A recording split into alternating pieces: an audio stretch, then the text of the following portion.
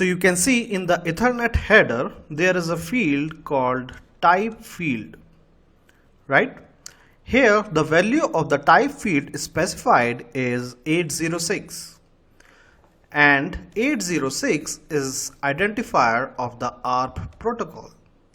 So 806 is the standard value which identifies that the protocol is ARP protocol. Since the Ethernet headers type field contains 806, it means that the next protocol which is running above the data link layer in the TCP/IP stack is the ARP protocol, right? So after the type field, the Ethernet header carries the payload. Now because the value of the type field is 806, it means that this payload contains ARP related information.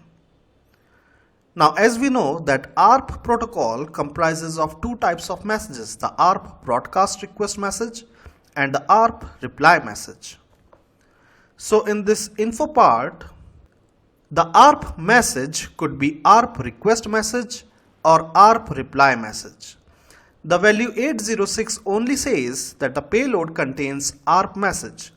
It do not say whether that message is ARP request message or ARP reply message.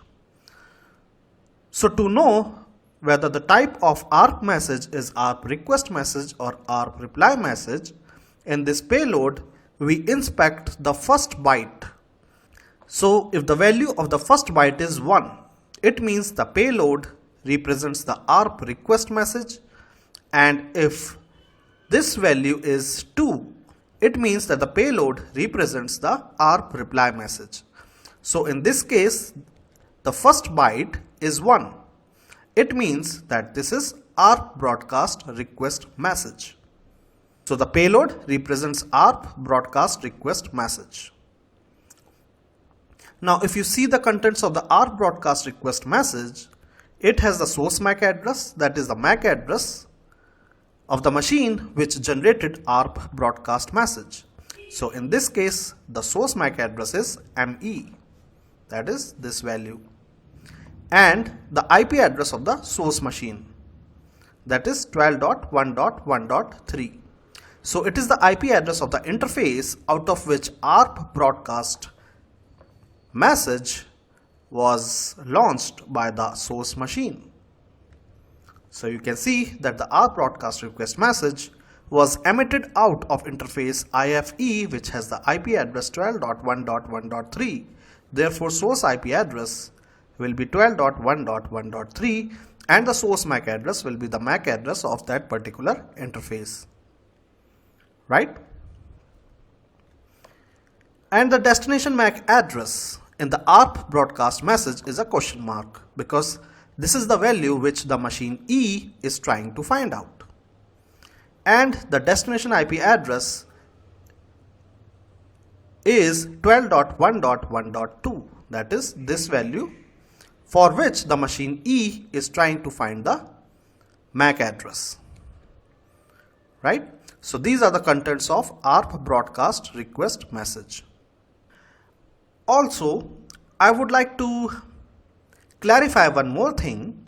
When the machine E decides to launch ARP broadcast message, how machine E decides whether it has to launch the ARP broadcast request message out of interface IFE or out of interface IFE1, right?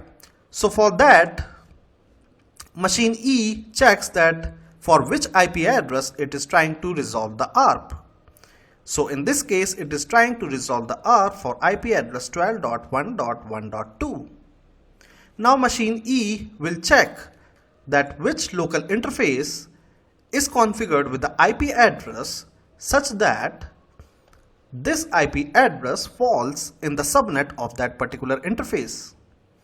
So in this example, machine E has interface IFE which is configured with the IP address 12.1.1.3/24. So clearly this IP address for which ARP is being resolved falls in the subnet 12.1.1.0/24.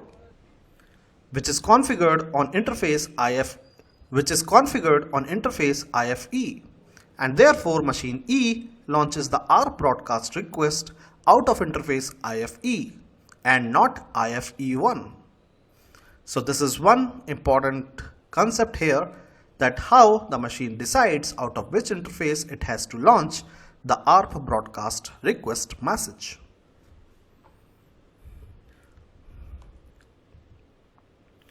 So going forward, how E would know D's MAC address? So let us resume with the steps where we left.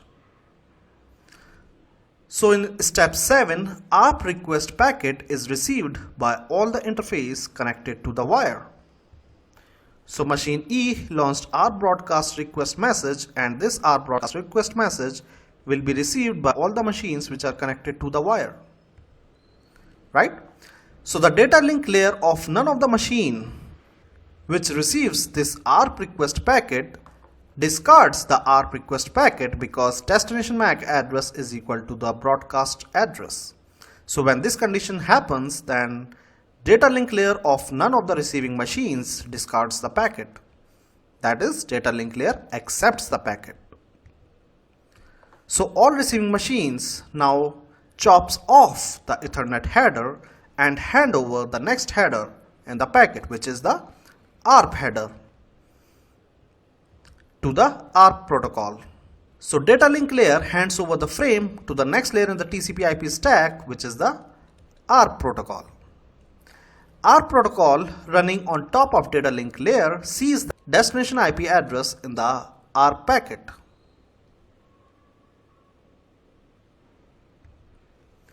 Now, ARP protocol checks that if destination IP address is equal to the IP address of the receiving interface machine, that is the receiving machine sends back ARP reply, else discards the packet. So in this example, the condition that is specified in step 11 is true only for machine D. The ARP protocol for the router as well as for the machine F discards the packet because destination IP address that is specified in the ARP request message header is not equal to IP address of the receiving interface. So the condition of the step 11 is true only in case of machine D. So it is the machine D which replies back with the ARP reply. So what are the contents of the ARP reply message? The ARP reply will have the source MAC address, which is MD. So for the ARP reply message, D is the source machine. So source MAC address will be MD and destination MAC address will be ME. Source IP address will be 12.1.1.2. That is this IP address, because ARP reply will be sent back from the same interface from which ARP broadcast request message was received. And the destination IP address will be 12.1.1.3. And the type of the message will be ARP reply. So ARP reply is placed on the wire by the machine D and is received by all the interfaces connected to the wire again. Right? So if you say, let us discuss the ARP reply, if the machine D launches the ARP reply message, it will again be received by all the interfaces which are connected to the wire. So all the machines receives the packet because they are connected to the same wire. It doesn't matter what is the type of packet.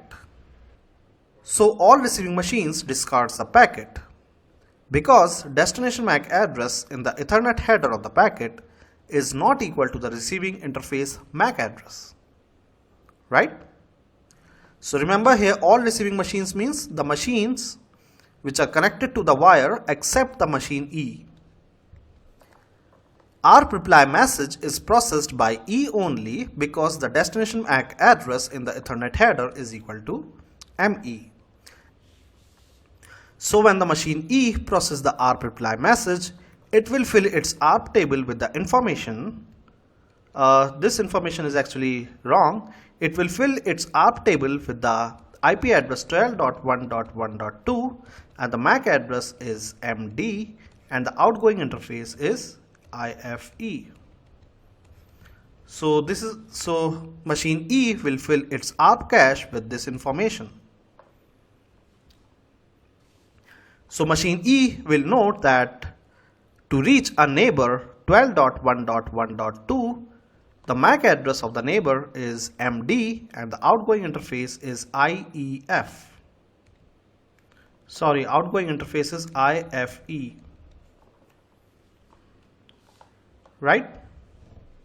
So remember, all the machines which are connected to the same wire are actually neighbors of each other. They are considered as neighbors of each other because they are connected to each other directly by the same wire. And ARP table entry contains the IP address to MAC address mapping of neighbor interfaces. So this is how ARP is resolved by the machine E for neighbor D. So going forward, this slide shows the contents of the ARP reply message. Here, because the first byte value is 2, it means that the payload part in the Ethernet header is actually the ARP reply message. And in this ARP reply message, you have the source MAC address field, which is the MAC address of the machine D, and the source IP address field, which is 12.1.1.2, right? And the destination MAC address will be ME, that is E, because machine D is replying back to machine E. Therefore, the destination MAC address will be the MAC address of machine E, and destination IP address will be the IP address of the machine E, right? So here the replier becomes the source and the machine which actually generated the ARP broadcast message becomes the destination.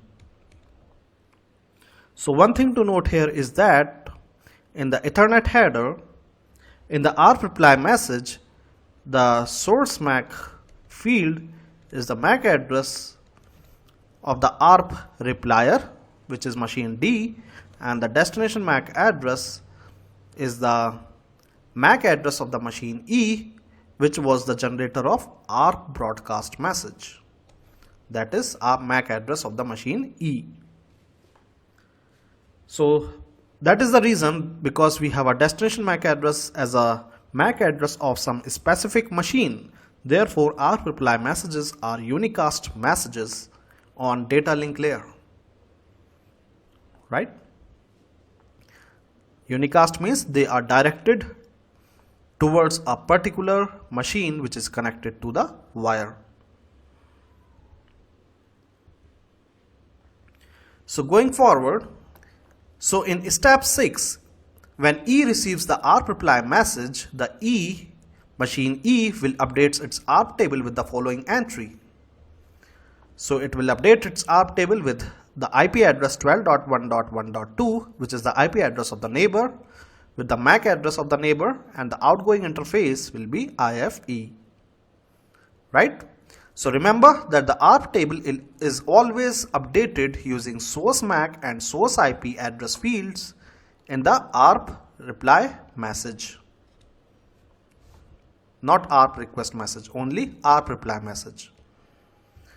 So in the previous slide, you can see that the source MAC and the source IP addresses which are specified in the ARP reply message are these fields, and using these fields, when the machine E receives ARP reply message, the machine E uses these fields to populate its ARP table, right? So E now knows that what it was looking for, that is D's MAC address. So E now inserts D's MAC address in the Ethernet header it was preparing before and place it on the wire when the machine E is ready after cooking up the packet. So that particular packet, when placed on the wire, is received by all the interfaces connected to the wire. All discards the packet, but machine D accepts the packet, and we have already discussed that this is called thrashing. So the packet which is placed by the machine E after resolving the ARP is the packet which contains source MAC address as the MAC address of the machine E and the destination MAC address as the MAC address of the machine D. So data from E has been successfully transmitted to D, right? So when machine E wants to send a data to the machine D, machine E has to resolve the ARP first. Only after resolving the ARP, actual data communication between the machine E and machine D will happen. So points to note here are these. Inquiring machine. Inquiring machine means the machine which wants to know the MAC address for a certain IP address. That is the machine which is launching the ARP broadcast request message. So inquiring machine populates its ARP table using ARP reply message only, right? ARP request message is a broadcast message. Why? Because the destination MAC address in the Ethernet header is the broadcast address, whereas ARP reply message is a unicast message. Why? Because the destination MAC address in the Ethernet header of ARP reply message is actually the MAC address of the broadcast request generator. So ARP messages never crosses L3 router boundary and confined within a subnet.